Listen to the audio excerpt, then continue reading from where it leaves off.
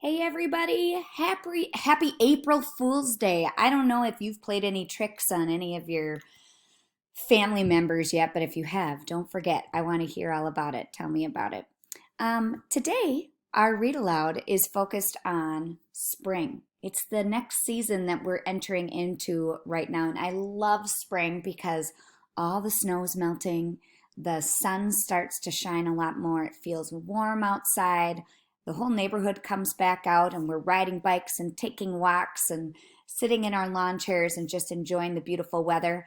Something I've noticed is that the birds are singing when I wake up in the morning. I go outside and all the birds are out, and I'm seeing squirrels in the backyard. I'm seeing bunnies hopping around, and I've even seen some bugs buzzing around, which that is not my favorite part about warm weather, but everything else I love. So we're going to read a story today called And Then It's Spring. And it's written by Julie Fogliano, and it's illustrated by Aaron E. Steed. And as we read the story, think about some of the things that remind you of spring as we read the story. All right, get cozy and let's read the story together. First, you have brown. All around, you have brown. I feel like that's sort of the stage we're in. Everything's melted and there's mud and the grass hasn't turned green yet. It's just kind of brown. There's no leaves on the trees, but just wait. Then there are seeds. I wonder what he's going to do with the seeds. And a wish for rain. And then it rains. Now, there's a story, or there's a saying that says, April showers bring May flowers. April is known to be kind of a rainy month, and all that rain does something for us. And it's still brown, but a hopeful, very possible sort of brown.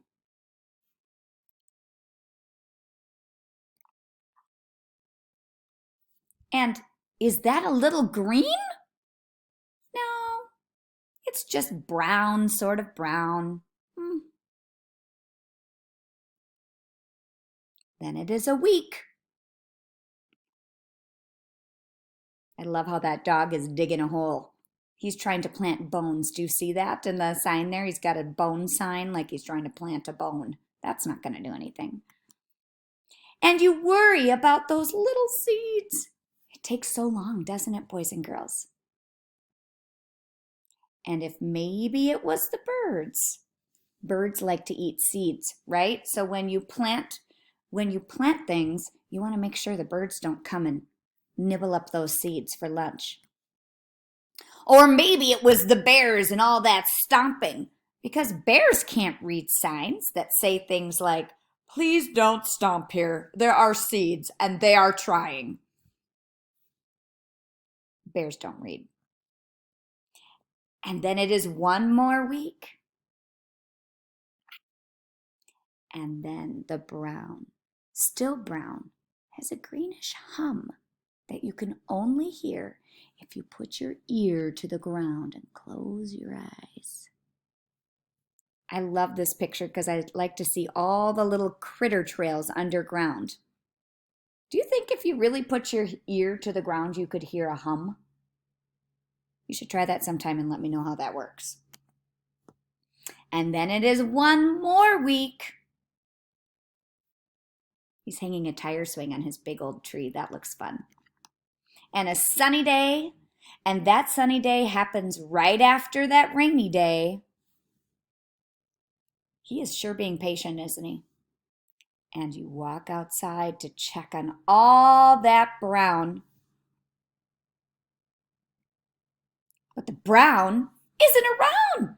And now you have green. All around, you have green.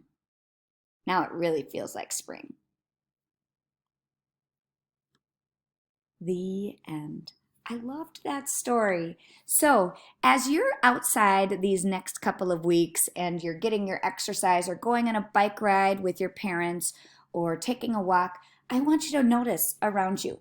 Look at the brown today, but every day, see if you can spot some signs of green poking out of the ground, or maybe some buds coming out of the branches of your trees or your bushes, and see what happens. And once you start seeing green, it's like instant. You will, all of a sudden, everything will be a light green and then a dark green, and the weather will feel warm. It's very cool. So, what kind of signs of spring are you noticing?